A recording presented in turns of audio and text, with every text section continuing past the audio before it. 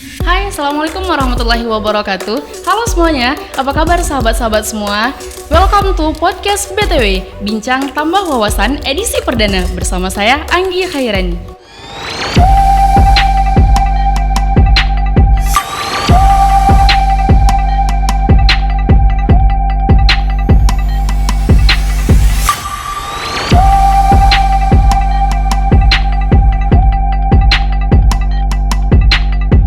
Nah, semoga teman-teman yang ada di rumah semuanya sehat-sehat ya tentunya.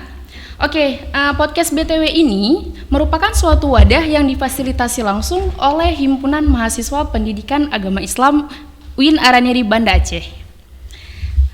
Oke, sekarang nih kita udah kedatangan tamu-tamu istimewa nih. Di sini saya perkenalkan dulu ya.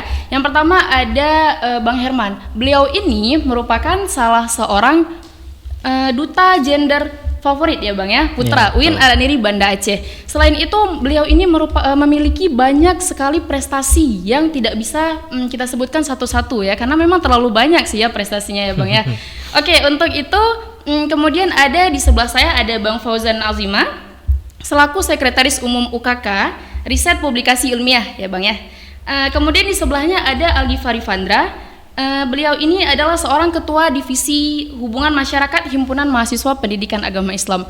Kemudian yang di sebelahnya Bang Herman ada Muhammad Restu Melum, anggota divisi agama Himpunan Mahasiswa Pendidikan Agama Islam. Boleh say hi dulu nggak nih ke kameranya?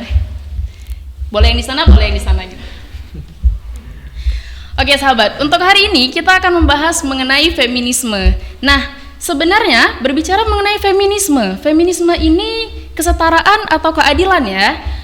Untuk itu, untuk menjawab beberapa pertanyaan kita nih yang selama ini kita ributkan nih antara feminisme ini, mari kita dengerin dulu nih pendapat beberapa pemaparan dari Bang Herman dulu, boleh ya Bang ya? Boleh. Oke, gimana Bang menurut Abang nih, feminisme ini sebenarnya kesetaraan atau keadilan ya Bang? Terkait feminisme ini sebenarnya kan mengacu kepada gender ya, yang mana gender ini beda dengan jenis kelamin juga. Jadi kadang itu orang itu berpikir bahwasanya gender dan jenis kelamin itu sama. Begitu juga dengan kesetaraan dan juga apa tadi? Kesetaraan dan juga keadilan. Nah, mohon maaf. Jadi kesetaraan dan keadilan ini dengan feminisme itu memang kaitannya erat. Kenapa? Karena feminisme ini adalah gerakan aksi sosial bagi perempuan yang memang atas pemenuhan hak, atas pemenuhan peran perempuan dalam pemberdayaan di ruang masyarakat gitu, baik dalam ranah domestik maupun ranah publik. Jadi hal ini tuh mengacu kepada kesetaraan atau keadilan atau bukan gitu kan. Sebenarnya ini keterkaitan. Namun jika dikaitkan dengan gender, karena ini berkaitan dengan gender, karena keadilan itu bersifat atau konsepnya itu lebih luas. Yang mana keadilan itu ya adil gitu bagi laki-laki maupun perempuan, tidak ada diskriminasi, tidak adanya hal-hal yang memang mendominasi laki-laki maupun perempuan, stereotip, bias gender dan lain sebagainya. Kemudian terkait kesetaraan itu kita kesetaraan apa dulu nih? Kesetaraan gender kah? Kesetaraan apakah? Nah, jika kita melihat dari sisi feminisme berarti ini masuknya ke dalam konteks ranah gender ya, dalam kesetaraan gender. Nah, kesetaraan gender ini adalah pemenuhan hak juga terhadap laki-laki dan perempuan yang memang fokusnya itu kepada peran dari si perempuan tersebut. Jadi bisa dikatakan bahwasanya feminisme, perbedaan itu masuknya ke kesetaraan atau keadilan, itu sebenarnya ruang lingkupnya itu sama, namun fokus dan tujuannya itu berbeda. Kenapa? Yang seperti saya sebutkan sebelumnya, kalau kesetaraan itu lebih kepada perempuan atau ke laki-laki, ke gendernya itu, sedangkan keadilan itu bersifat konsepnya itu luas ke seluruh rakyat Indonesia. Jadi ini juga berpacu kepada sila kelima, yaitu keadilan sosial bagi seluruh rakyat Indonesia. Jadi yang mana keadilan bisa untuk seluruh rakyat Indonesia, sedangkan kesetaraan itu hanya kepada gender gitu, gender baik perilaku dari sosial laki-laki maupun perempuan, seperti itu. Itu berdasarkan faktor dari turun temurun atau dari culture-nya gitu, seperti itu. Oh gitu. Oke, ini kan udah ada nih secara umumnya ya, kita udah ngebahas secara umum mengenai feminisme ini. Sekarang kita mau dengar dong kalau dari perspektif Bang Fauzan, gimana sih menurut Abang feminisme ini Bang? Baik, terima kasih. Ini bincang-bincang santai aja ya, nggak usah terlalu formal banget. Jadi kalau dari sosial budaya ya, tampak yang saya pandang itu woman the major of targets gitu. Perempuan itu emang sebagai target utama gitu. Sebagaimana data dari CNN bersumber dari Komnas, Komisi Anti Kekerasan Terhadap Perempuan, itu mereka menyebutkan ada sebanyak 425.895 kekerasan terhadap perempuan tuh di tahun 2022. Ya. Jadi itu ada kekerasan fisik, kekerasan seksual, psikis gitu kan. Itu masih yang tidak terdata gitu. Konon lagi yang belum tidak terdata, yang nggak masuk data. Contoh saya, ini agak saya bawa keluarga saya dikit. Ada kakak saya yang mohon maafnya nauzubillah, kawan-kawan juga seperti ini kan, itu dia mengalami kekerasan di rumah tangga itu. Karena kenapa? Emang laki-laki itu sebagian ada yang memandang rendah perempuan gitu. Makanya juga di sini penting juga feminisme ini untuk kaum perempuan ini. Terus selain itu, perempuan tuh dia ada seginya, dari pertama itu dari rumah.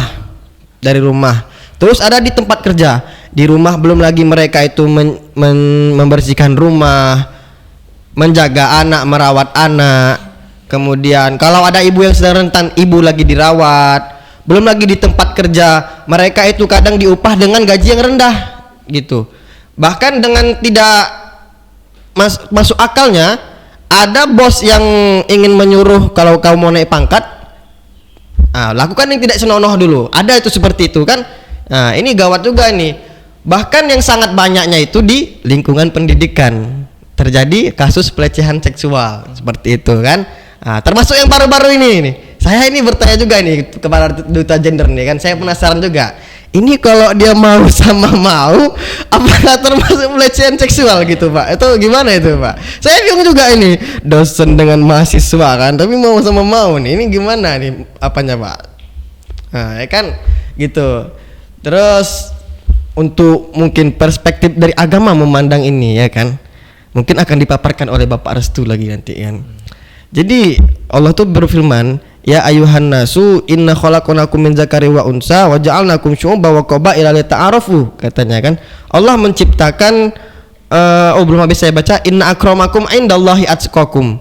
Jadi Allah bilang itu kita emang diciptakan laki-laki dan perempuan, tapi Allah bilang yang membedakan antara laki-laki dengan perempuan itu apa? Takwa. Nah, disinilah itu peran laki-laki itu dengan perempuan itu juga.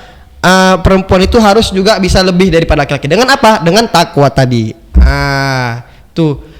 Mungkin ini aja yang saya dapat saya sampaikan, beberapa masalah sangat tidak mungkin bahkan di kampus kita sendiri terdapat kejadian yang seperti ini. Setuju? Setuju. Nah, ini akan lebih panas mungkin kita bahas ini ya. Ini wajib kita korek sampai ke akar-akarnya, bahkan sampai ke inti bumi nanti ini kita korek. Setuju pemirsa? Ya. Oke, baik. Terima kasih Bu Moderator.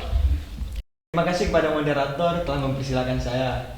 Jadi kali ini saya dari perspektif filsafat ya kawan-kawan sekalian. Seperti yang dikemukakan Aristoteles, laki-laki adalah makhluk yang sempurna. Maksudnya di sini apa? Jadi kita nih sebagai laki itu punya fisik yang kuat gitu kan. Sedangkan wanita nih cenderung dia agak lebih lemah kalau kita berbicara tentang fisik. Nah, namun juga terdapat keistimewaan-keistimewaan tertentu baik di perempuan maupun di laki-laki. Apa itu? Contoh, kalau kita bilang keistimewaan untuk perempuan, seperti yang kita ketahui bersama, di dalam Asmaul Husna itu ada namanya rahim, yang artinya penyayang. Nah, itu cuman ada di wanita, betul kan? Cuman ada di wanita itu rahim tadi. Jadi itulah keistimewaan yang diberikan khusus untuk wanita. Kemudian kalau untuk lelaki itu ada ar-rijalu qawwamuna 'alan nisa. Nah, memahami hal itu bermaksud laki-laki ini adalah sebagai pemimpin dalam beberapa aspek, seperti kita contohkan terus kepala rumah tangga. Namun tidak membatasi perempuan juga. Sebagai al-madrasatu ula, ibu adalah madrasah pertama, bertujuan untuk bahwa mendidik anak-anak kita nanti. Seperti laki juga, perempuan juga bisa berpikir. Namun perempuan cenderung menggunakan perasaannya. Nah, perasaan di sini apa? Misal kita kayak laki, kita contohkan terus. Jadi kita nih udah nikah lah, kita bilang terus kan. Contoh kita udah nikah misal. Makan bareng lah kita sama teman sekantoran. Setelah kita makan bareng tuh lewatlah istri kita nanti. Nah, setelah lewat istri kita, pasti mereka langsung berpandangan, oh ini selingkuh nih atau bla bla bla bla lain sebagainya gitu. Padahal kalau memang dia memakai logika, di situ kan dia belum tahu kita membahas apa di situ. Sedangkan kita tidak bersentuhan atau apa, kita duduknya di tempat rame gitu. Seorang suami istri tadi. Tapi kalau wanita yang memandang itu langsung beranggapan bahwasannya kita sudah melakukan hal-hal yang di luar dari syariat Islam. Itu mungkin lebih lanjut akan dipaparkan nanti dari saudara Sulaiman ya, karena ini menyinggung filsafat Islam saja sedikit. Kemudian wanita itu kan makhluk mulia, itulah mengapa Siti Hawa itu tercipta dari tulang rusuk Nabi Adam. Nah, jadi wanita ini nggak bisa tanpa ada pria. Cuman kita garis bawahi ya, tidak bisa dalam apa? Kalau contoh pasti walaupun wanita tuh mandiri, kita bilang bisa kerja, bisa nyari nafkah atau lain sebagainya, tapi perempuan ini ada juga di satu sisi nanti pasti membutuhkan bantuan dari pria ketika dia tidak sanggup lagi untuk berpikir. Karena wanita tuh memang wataknya tuh udah memang perasa. Jadi apapun nih kalau wanita tuh, kalau dia udah nggak sanggup lagi berpikir, dia langsung to the point terus mengatakan bahwasanya kamu yang salah. Padahal kalau kita pantang-pantang lagi, kita cari tahu gitu kan, belum tentu kita yang salah. Tapi apa? Kurangnya kita tadi mau ngoreksi. Kurangnya seorang perempuan tadi, mohon maaf, kurangnya seorang perempuan tadi mengoreksi apa sebenarnya yang terjadi di lapangan. Mungkin itu dari aku sih. Perempuan tuh emang Pak itu the most sensitive creator. Memang gitu, Pak. sensitif, Pak. paling sensitif. Padahal kontribusinya paling banyak. Ya benar.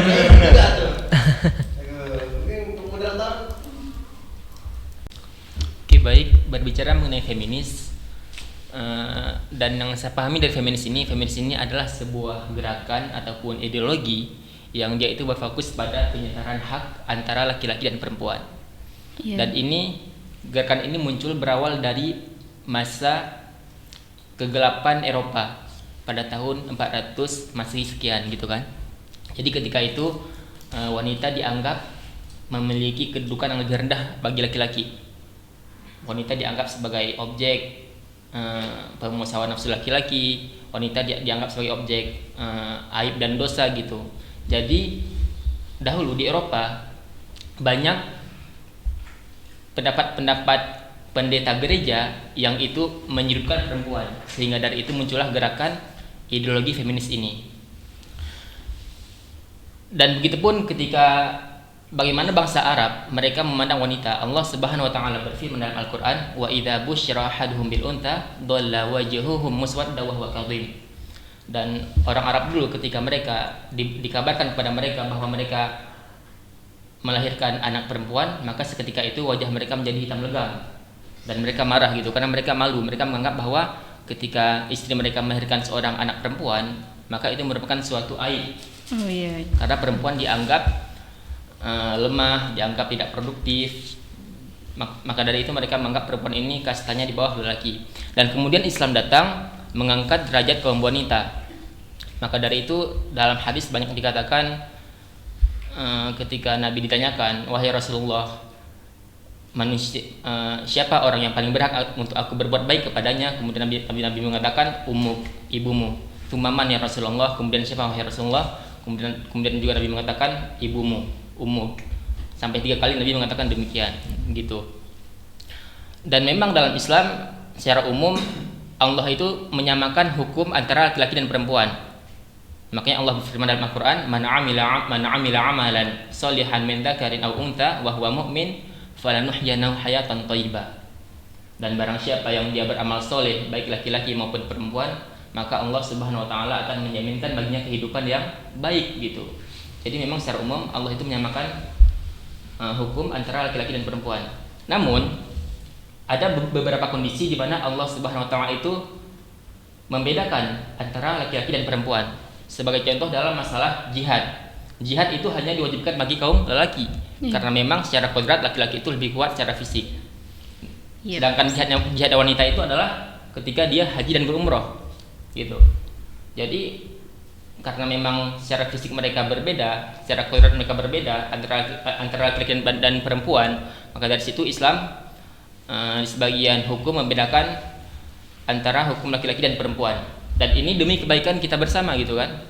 Kalau misalnya wanita itu diwajibkan untuk perang, maka kekacauan yang akan terjadi gitu, kekacauan, anak-anak akan terlantar jika seorang ibu meninggal gitu kan. Maka dari itu Islam mewajibkan perang hanya bagi kaum lelaki. Namun pahala yang didapatkan sama gitu, pahala antara jihadnya laki-laki dengan berperang dan jihadnya wanita dengan berhaji itu sama pahalanya, walaupun mungkin kadarnya berbeda gitu. Dan sebagai contoh lain dalam masalah warisan, kenapa Allah Subhanahu wa taala memberikan dalam warisan itu lelaki lebih banyak dibandingkan kaum wanita? Dikarenakan lelaki memiliki tanggung jawab yang lebih banyak dibandingkan kaum wanita.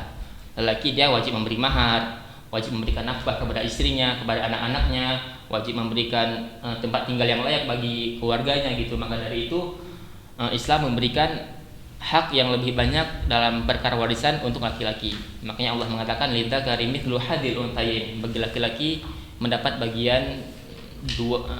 dua bagian perempuan. Namun feminis hari ini mereka mengatakan bahwa Islam agama yang merendahkan kaum wanita. Islam menganggap wanita itu kasta kedua di bawah lelaki. Dan ini merupakan tuduhan yang sangat keji dari sebagian aktivis feminis di Eropa, terutama di Barat, terhadap Islam. Sekarang kita tanya nih sama orang-orang feminis misalnya, mereka menganggap Islam tidak adil karena Islam melebihkan laki-laki dalam perkara warisan di atas perempuan kan? Mereka menganggap Islam itu nggak adil gitu kan? Oke, ketika nikah dalam perkara mahar, orangnya yang kasih mahar siapa coba? Orang aktivis feminis yang perempuan nih? Laki-laki kan? Oke, kok emang mereka menentang konsep itu? Ya udah, kami nggak perlu kasih mahar ke kalian, ke si perempuan itu gitu. Oke. Mereka menentang konsep warisan dalam Islam karena Islam dianggap nggak adil gitu. Islam masa laki-laki dua bagian, kami cuma satu bagian. Seharusnya adil lah gitu, setara lah gitu. Kok laki-laki dua bagian, kami juga dua bagian. Tapi mereka nggak konsisten. Di satu sisi mereka merendahkan Islam, tapi ketika mereka nikah mereka berharap mahar yang banyak dari laki-laki. Paham nggak? Oh iya, paham. Ya kan? Itu kan nggak konsisten pemikirannya gitu. Makanya saya ada sebagian aktivis feminis yang, atau misalnya dalam hal lain mereka menganggap Islam itu mengekang perempuan dalam hal kebebasan berpakaian. Kenapa laki-laki boleh berpakaian terbuka sedangkan perempuan harus pakai jilbab, harus tertutup ya gitu. Tertutup aurat gitu kan. Aneh juga tuh. Kadang perempuan tuh ada yang berpakaian seksi-seksi tapi tiba dilecehkan sama orang. Loh, aku kan berpakaian ini untuk dilecehkan kan? Ya ibarat dia buka warung ya kan? Ya, pasti ada lebih kan? Analoginya gini, misalnya nih Bang Fauzan punya uang 1 miliar dan Bang Fauzan taruh uang itu di tengah jalan. Kemudian Bang Fauzan marah, kenapa uangku hilang? Karena ditaruh di tengah jalan. Nah gitulah perempuan ketika dia dengan berpakaian terbuka, dia pergi ke keramaian gitu kan, dan dia berharap dia tuh nggak dilecehkan, dia tuh nggak ya ada yang catcalling dia atau catcalling kan? Kan di antara bentuk pelecehan seksual secara verbal. Dia sendiri yang membuka pintu agar laki-laki melecehkan dia gitu. Benar. Kan? Dan ketika dilecehkan dia menyalahkan laki-laki, dan dia nggak menyalahkan diri dia sendiri gitu. Padahal dia sendiri yang berpakaian terbuka, dia sendiri yang memancing laki-laki untuk melecehkan dia gitu. Padahal semestinya kan maka dari itu yang jaga mata, perempuan jaga aurat kan? Itu enaknya ya. Harus dua-dua saling menjaga. Perempuan menutup aurat dan laki-laki menjaga pandangan. Maka dari itu orang-orang feminis ini aneh, mereka mengatakan silakan perempuan berpakaian terbuka, silakan perempuan melakukan apapun yang mereka inginkan, keluar tengah malam jam 2, pergi ke bar silakan. Kok laki-laki boleh kayak gitu, perempuan juga boleh kayak gitu kan setara nih intinya kan. Nah, tapi ketika terjadi hal-hal yang mereka tidak inginkan, mereka menyalahkan laki-laki. Ini karena patriarki. Ini karena ya gitulah intinya. Oke, itu mungkin sekian dari saya. Tapi nanti ini ya gimana? Kalau saya sepakat betul yang disampaikan tadi oleh Muhammad Restu kan, karena ada ini ada yang nih. Enggak apa-apa itu. Oh ya oke. Karena orang ini takaran keadilannya itu ketika orang ini perempuan ini tadi harus sama apa yang dimiliki laki, mereka harus ada. Contoh kita bilang terus kan, laki mungkin ada sebagian laki yang perokok gitu. Jadi pengeluaran laki itu yang perokok tuh harus ada juga sama orang nih, sama si para wanita yang feminisme tadi. Itu berangkat. Tapi ketika kita bilang orang itu kan ada pengeluaran, contoh kayak saya bilang tadi, haid pasti ada esotik. Mereka tidak mau kalau kita samakan. Tapi kalian ada pengeluaran ini, mereka tidak mau tuh. Yang feminisme tadi. Itu. Saya izin menanggapi moderator.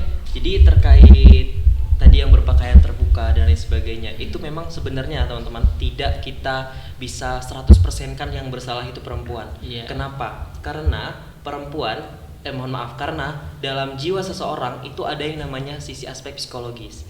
Psikologis itu menyangkut terkait hawa nafsu. Jadi jika kita mengatakan teman-teman bahwasanya 100% bahwa perempuan itu bersalah karena dia berpakaian terbuka, kita menganut sistem Pancasila. Kita banyak agama, kita tidak bisa menyamaratakan semuanya bahwasanya untuk berpakaian tertutup gitu kan. Dalam agama Kristen mereka diperbolehkan berpakaian terbuka, beda dengan Islam. Kita kan fokusnya pada sila, Pancasila, pada undang-undang dasar, bukan pada fokus seperti negara-negara Islam gitu kan. Yang mana dari berpakaian terbuka itu dibilang bahwasanya memancing hawa nafsu lah segala macam. Itu saya kurang setuju. Kalau 100% bahwasanya perempuan itu memancing atau dan rokok tadi kan, kita di jalan nemu uang ambil, itu kan beda konteks. Itu konteksnya itu lebih kepada sisi dia, pribadi dia, etika dia, akhlak dia. Ini beda dengan yang kita samaratakan gitu kan. Karena apa? Karena jika kita melihat perempuan yang memang pakaian terbuka, itu menyangkut aspek psikologis kita, jiwa kita, bagaimana cara kita itu menetralisasikan ketika kita dihadapkan dengan sebuah persoalan tersebut gitu. Jadi jangan seolah-olah 100% perempuan disalahkan di situ, karena kita menganut sistem negara yang memang berfokus kepada Pancasila kayak gitu. Banyak agama, ras gitu kan. Iya, oke. Sebenarnya ya membahas tentang feminisme ini sedikit berat ya, karena kan memang di sini posisinya saya perempuan ya, saya pribadi. Jadi mungkin sedikit terpojokkan gitu ya dari beberapa pemaparan tadi. Serang ya. Iya. Sedikit terserang ya. Oke, berarti besok-besok kita harus ngundangin narasumber yang perempuan nih, biar ada temen gitu buat ngebantah. Oke, tadi terkait dengan feminisme ya, setelah beberapa dipaparkan tadi, muncul nih beberapa pertanyaan buat sahabat-sahabat semua. Yang pertama itu kita pertama merujuk ke ayat Al-Qur'an ya, yang dimana yang dikatakan bahwasanya arijalu qawwamuna 'ala nisa. Nah, di sini sebenarnya dikatakan bahwasanya jika dalam Al-Qur'an dikatakan bahwasanya laki-laki itu yang memimpin perempuan, ya kan? Memimpin atas perempuan ya gitu. Oke, sekarang pertanyaannya nih, apakah boleh perempuan itu menjadi pemimpin atau memang kita harus merujuk pada Al-Qur'an tadi nih? Itu gimana nih? Izin menjawab nih ya. Oke, boleh. Moderator. Jadi dalam konteks gender, dalam konteks jenis kelamin, itu pemenuhan hak atas peran dan kepentingan perempuan dalam dunia ranah politik sangat penting. Kenapa? Karena kita dalam kebetulan juga duta gender kan kita ada pembekalan itu terkait materi atas kerja atau kinerja perempuan dan laki-laki di ranah publik dan domestik. Nah, jadi kalau di ranah publik itu adalah berfokus kerjanya itu memang seperti kantoran, menjadi dosen, memang di luar. Kalau ranah domestik itu dia bekerjanya seperti hanya di dapur, di ruang lingkup rumah. Nah, kita bisa lihat keadaan sekitar kita.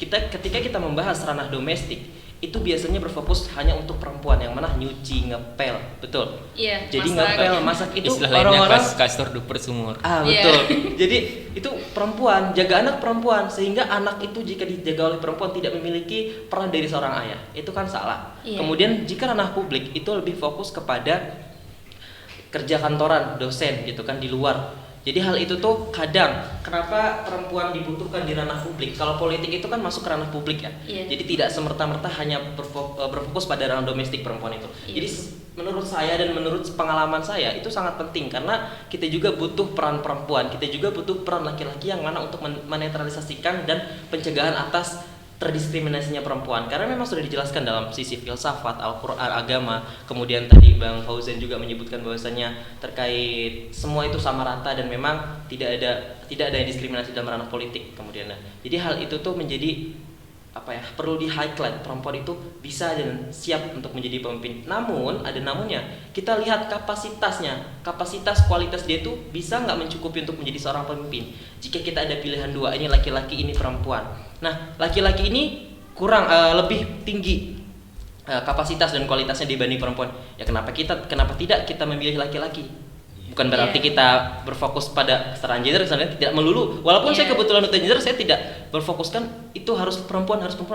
Enggak. Jadi ketika ada laki-laki dan perempuan, misalkan perempuan lebih oke, ya sudah perempuan, kenapa kita tidak bisa memilih perempuan? Misalkan contoh ada yang ini Partai Merah kan. Oh iya. Nah, jadi kan, paham ya? Aduh, jadi kalau misalkan memang beliau itu oke, prestasi beliau oke, pengalaman beliau oke, kenapa kita tidak memilih beliau? Namun pandangan orang kan berbeda-beda, ada pro dan kontra, gitu kan? Jadi ya udah, ketika kita berfokus pada situ, kita fokus pada pilihan kita, kepada riset kita terkait perempuan itu, bagaimana kita menanggapi dan menangani hal tersebut, seperti itu.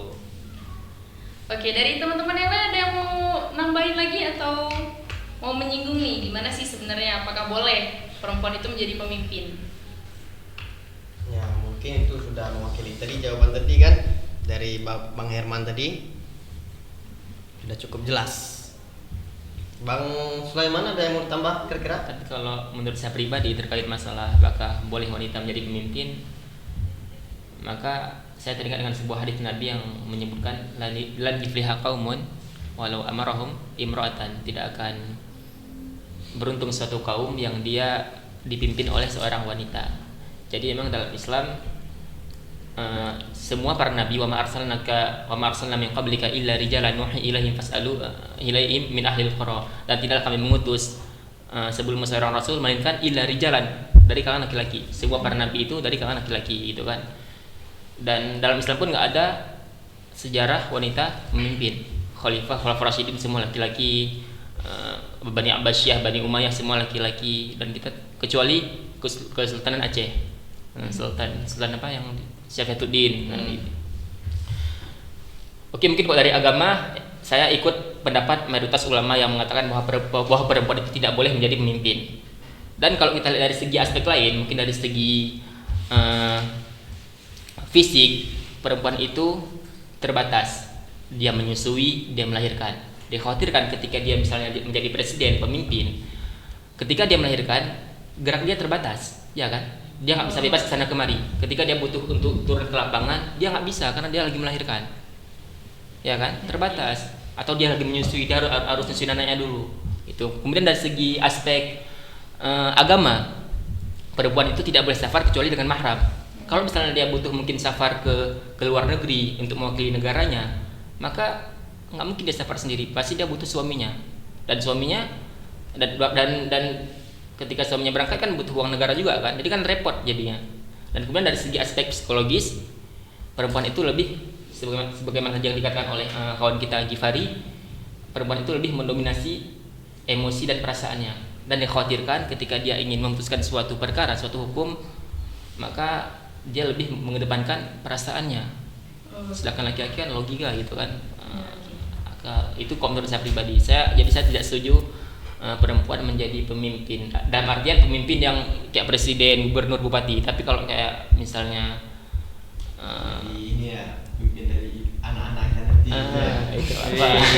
Itu udah jauh kali. Bahaya nih maksudnya. Dalam skala yang kecil, dalam skala kecil itu menurut saya nggak masalah. Tapi dalam skala yang besar gitu kan itu.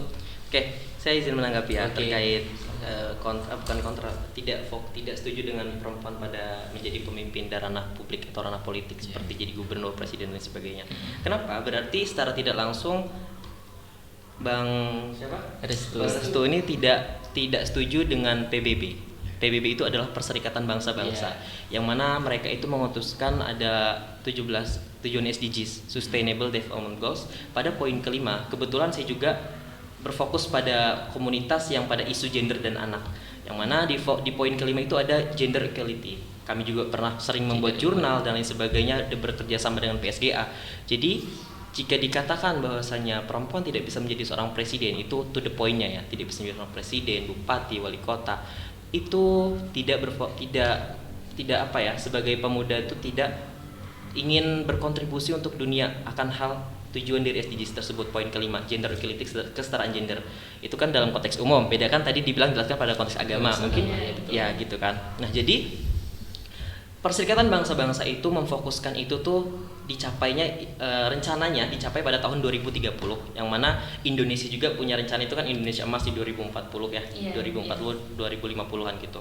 Jadi hal ini tuh berfokus kenapa kita gencar-gencarnya di masa bonus demografi ini pemuda untuk ikut serta dalam berkontribusi dari mengusung SDGs, karena itu kita tuh ingin semuanya itu sama rata. Dalam poin 5 itu ingin semuanya bisa merasakan menjadi seorang pemimpin, baik perempuan baik laki-laki. Jadi dalam era-era industri sekarang kita harus berfokus pada SDGs tersebut dan tidak mendiskriminasi perempuan, karena kita memang itu sudah benar-benar disahkan oleh PBB, oleh dunia, yang tidak hanya Indonesia saja yang mengusung dari program tersebut gitu. Terima kasih.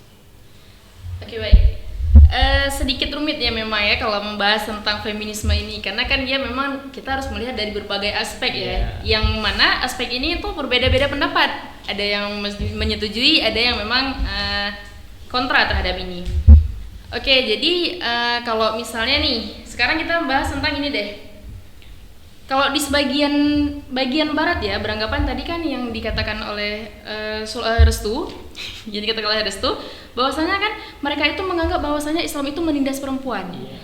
Nah, karena salah satu faktornya itu ada yang mengatakan bahwasanya laki-laki itu boleh poligami, bahkan lebih ya dari 2, boleh menikahi 4. Lebih dari 2, 4 ya, sampai 4.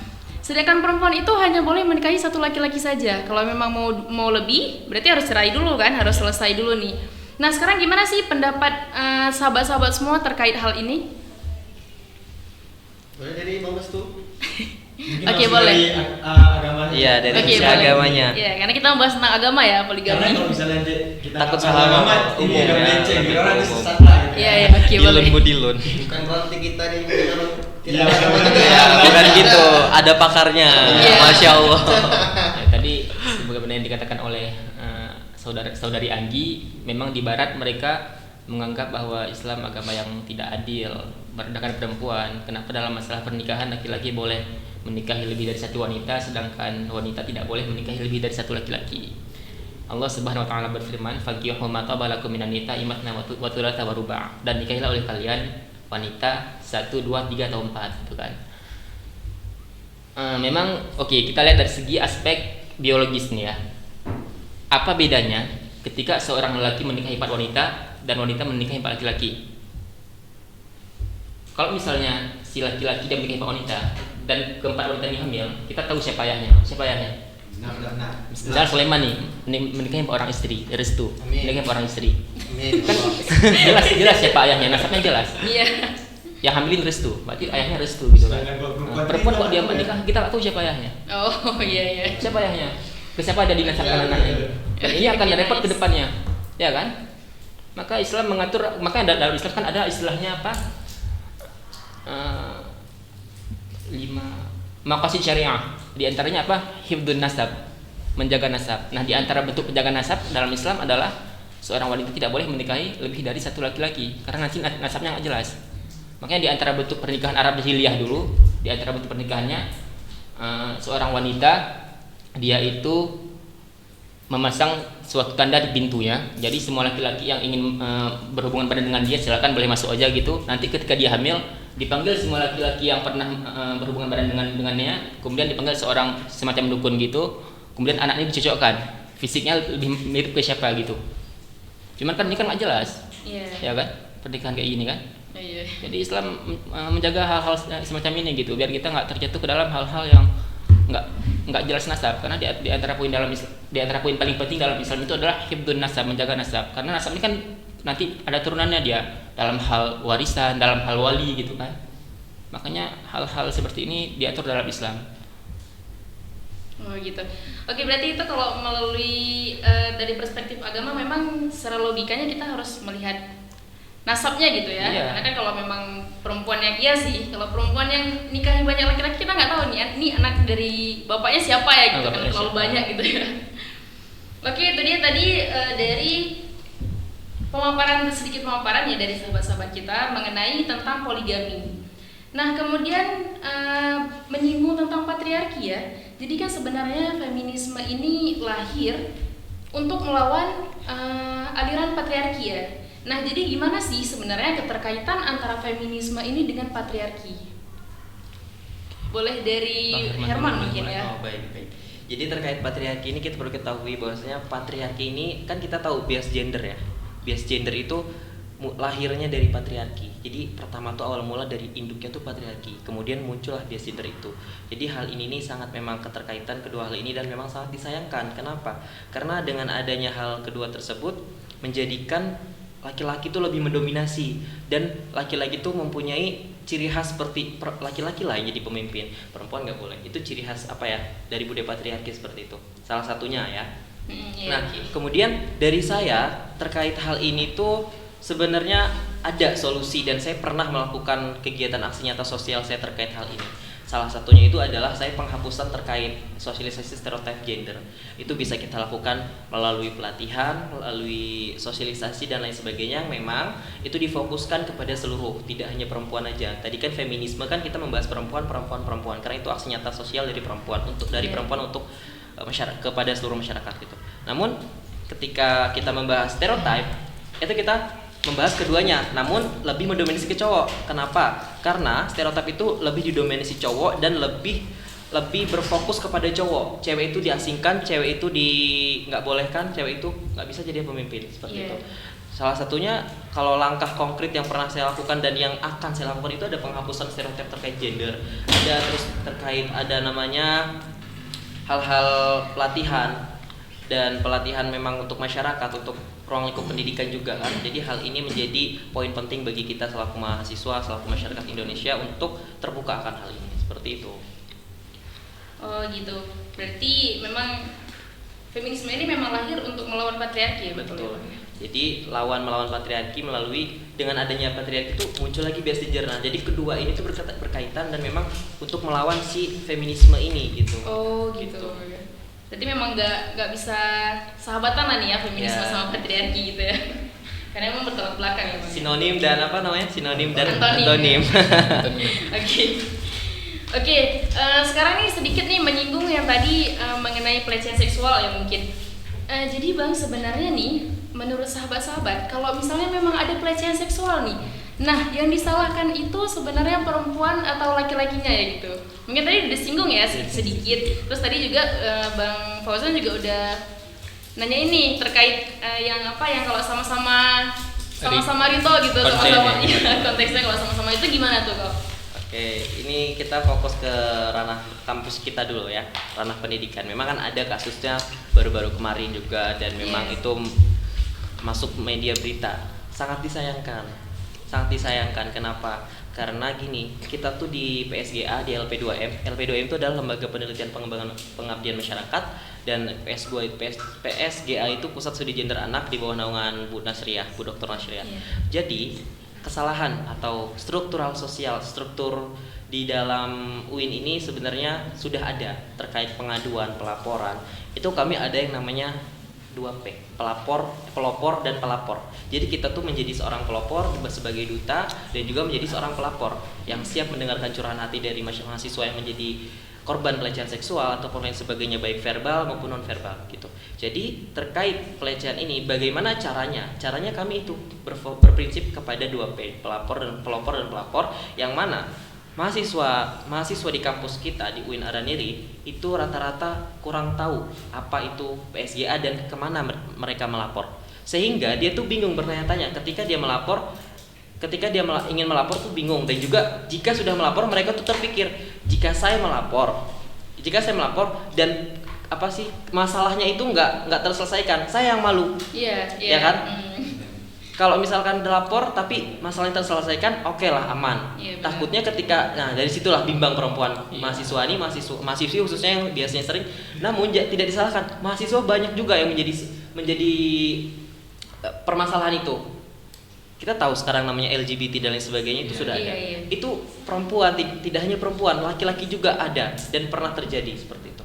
Jadi kita jangan tutup mata, kita tetap fokus dan memang caranya tadi kita terus gencar mensosialisasikan kemarin aja di PBAK 2023 kami dari PSGA itu berfokus mensosialisasikan ke setiap fakultas. Kami juga ada yang namanya program kerja Monif implementasi kebijakan responsif gender di setiap fakultas, tarbiyah, dakwah, syariah dan lain sebagainya ke 9 fakultas yang ada di UIN Araniri, dan itu tujuannya adalah untuk melakukan audiensi dengan dekan, kemudian dekan itu mensosialisasikan kepada seluruh masyarakat, seluruh mahasiswa, itu untuk tahu apa itu PSGA dan bagaimana cara. Nah, jika disalahkan nanti kita tuh ada namanya survei.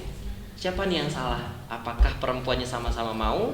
Apakah emang strata yang di lebih atas, mungkin lebih atas tidak disebutkan siapa gitu, lebih atas jabatannya dari mahasiswa itu bagaimana? Yaitu menjadi PR bagi PSGA. Caranya adalah melakukan survei. Surveinya itu nanti kita melakukan survei secara langsung di LP2M, di gedung LP2M seperti itu. Jadi teman-teman yang sekiranya ingin butuh pertolongan ya terkait kekerasan seksual menjadi korban ataupun mau menjadi korban atau memang udah ada ciri-ciri ya. bukan mau yang sekiranya sedikit lagi saya nih merasa hampir jadi korban gitu. Mohon maaf ya penyalahan katanya, penggunaan katanya. Bukan mau, siapa yang mau ya? Maksudnya hampir jadi korban, boleh gitu. Silakan berkabar. Kami ada IG juga Duta Gender UIN Araniri. Kalian bisa di situ. Kalau misalkan malu kalian berfokus langsung aja datang ke LP2M, tatap 4 mata dengan Bu Nasriah. Nanti kita akan bantu dan memang kalau sama-sama mau tetap sama-sama salah. Tetap dua-duanya kena sanksi seperti itu. Saya juga baru tahu nih, kok mau gitu-gitu ngelapornya.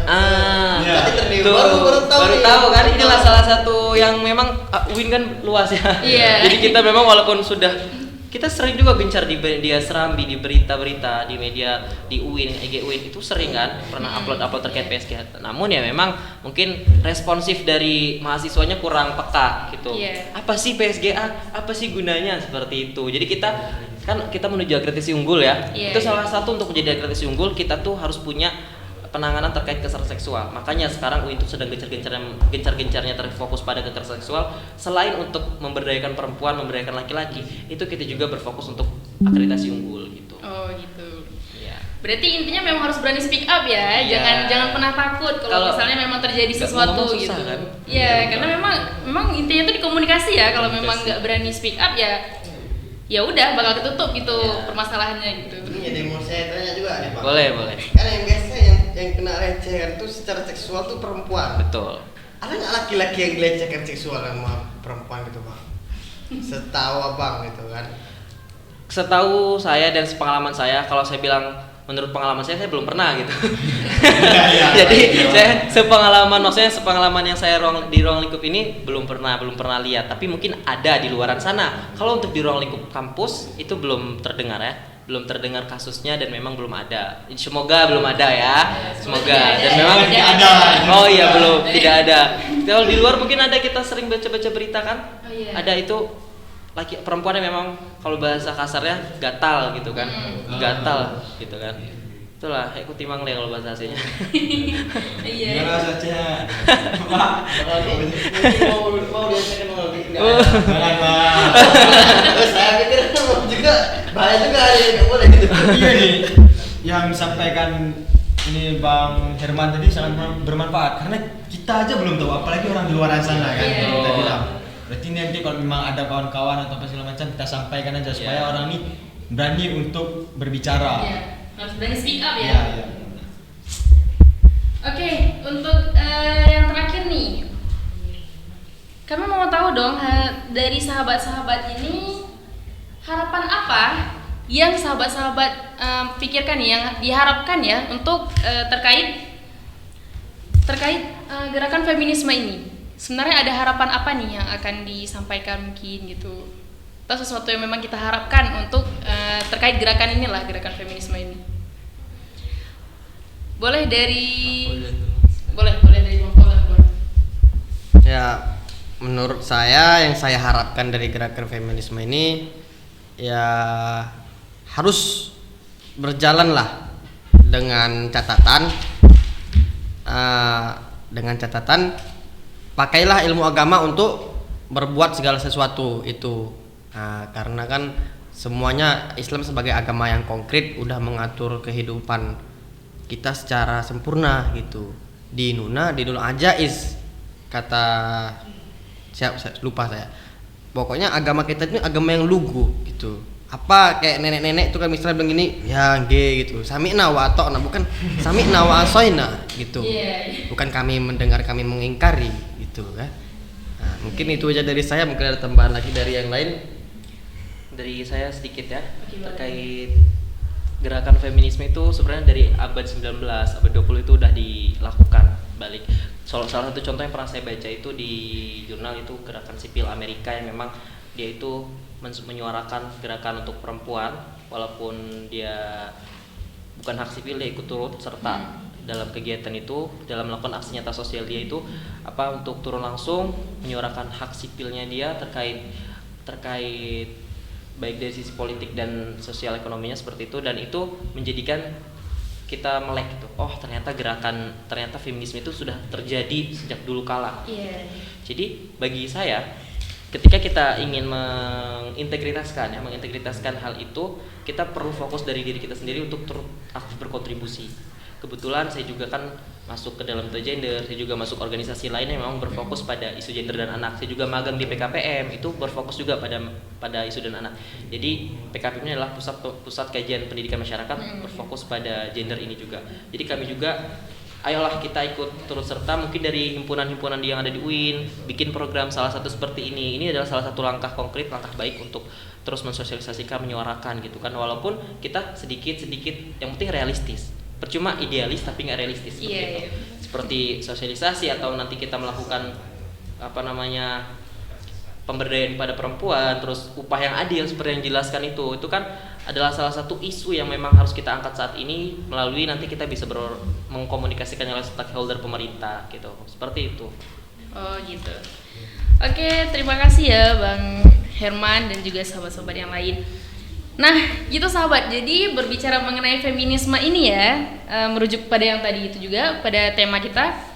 Feminisme ini sebenarnya kesetaraan atau keadilan. Seperti yang sudah dijelaskan oleh Bang Herman tadi, bahwasanya kesetaraan ini merujuk pada gender dan keadilan itu merujuk pada kemanusiaan. Jadi sebenarnya feminisme ini lebih ke gender equality ya Bang ya, iya, not man versus woman ya kan ya, lebih ke gender equality-nya gitu. Oke, untuk tema hari ini sangat menarik ya sebenarnya. Cuman memang kurangnya kita ini waktunya ya. Iya, kurang. Iya, selain Iya, mic-nya. Oke, ya itu kekurangannya ya. Waduh. Terus satu lagi nih, kayaknya buat kapan-kapan kita butuh narasumber dari perempuan nih. Kita pengen tahu nih perspektif perempuan mengenai feminisme ini apa gitu. Soalnya kan kalau yang sekarang ini kan lebih ke dari perspektif laki-laki ya, terkait feminisme ini. Oke, jadi gitu aja deh. Terima kasih ya buat sahabat-sahabat. Oke, terakhir nih ya dari pakar agama, masya Allah. Sebagai orang Muslim tentu saya lebih mengedepankan agama dibandingkan dengan pemikiran yang menurut saya ini feminisme berasal dari luar Islam ya. Karena memang Allah mengatakan sendiri, walaysa dzakaru kal unta, laki-laki itu berbeda dengan wanita. Ya dalam artian kita ini ya sangat berbeda ya, dalam artian fisik, cara berpikir, cara berpakaian, semuanya kita berbeda. Maka dari itu mungkin solusi kedepannya bagi saya bagaimana kita bisa membentuk peradaban yang lebih bagus kedepannya ya, laki-laki dengan kelebihan dan kekurangan yang ada, laki-laki dengan kelebihannya dan perempuan dengan kelebihannya, ya kita sebisa mungkin berperan sesuai dengan kelebihan kita, dan begitu pun dengan wanita. Jadi kita saling melengkapi, apa yang kurang di laki-laki dilengkapi oleh perempuan, dan apa yang kurang di perempuan dilengkapi oleh laki-laki. Iya benar. Dan ya itu sih menurut saya, saling melengkapi aja gitu. Oh gitu. Ya, karena Islam bukan agama yang menyetarkan hak, tapi agama yang adil. Iya. Syait ila makani, meletakkan sesuatu pada tempatnya. Ketika perempuan memang dia memiliki kelebihan dalam segi perasaan, dalam segi merawat gitu kan, maka perempuan ditempatkan dalam hal-hal yang kayak gitu. Dalam misalnya dia di rumah sakit sebagai perawat, atau dia dalam hal keuangan, mungkin dia jago dalam mengatur keuangan gitu kan. Sedangkan laki-laki mungkin dia memiliki kelebihan dalam segi fisik, maka cocoknya dia jadi tentara, jadi polisi, jadi saling melengkapi. Oh iya Gitu. gitu. Sebenarnya saya mau ngasih menanggapi ya, tapi karena waktunya berhubung nanti kita di luar sesi diskusi ini Iya. kita boleh sharing-sharing santai ya. Oke, Nah, boleh. di sini kita udah terbatas waktunya. Lanjut Bu Moderator. Oke, jadi gitu nih teman-teman semuanya, pemaparan dari tema kita mengenai feminisme ini. Sebenarnya ini sesuatu yang sangat menarik ya. Sangat menarik untuk dibahas dan memang panjang nih pembahasannya ya. Nggak cukup waktunya nih kalau kita bahas sesimpel ini. Jadi terima kasih kepada sahabat-sahabat yang udah mau membersamai podcast BTW kita hari ini, yang sudah menjadi narasumber dan keynote speaker juga ya Bang Herman. Terima kasih banyak, semoga apa yang udah disampaikan tadi bermanfaat untuk kita dan untuk teman-teman yang lainnya. Terima kasih juga kepada teman-teman yang udah mau ngeluangin waktunya buat nonton podcast BTW perdana kali ini. Saya pamit undur diri dan jangan lupa like, comment, subscribe, dan share sebanyak-banyaknya kepada teman-teman biar ilmu yang kita dapatkan hari ini tuh semakin luas nih gitu ya. Karena kan memang ini salah satu ilmu yang memang orang jarang sadar bahwasanya ini tuh sesuatu yang penting. Tadi contohnya seperti speak up atau lain sebagainya gitu, itu sesuatu yang penting gitu ya. Apalagi di ranah kita sebagai mahasiswa dan mahasiswi. Oke, sampai jumpa di podcast BTW selanjutnya. Jangan lupa share ya, pokoknya jangan lupa share sebanyak-banyaknya deh gitu ya. Saya pamit undur diri dan sampai jumpa di podcast selanjutnya. See you. Assalamualaikum warahmatullahi wabarakatuh.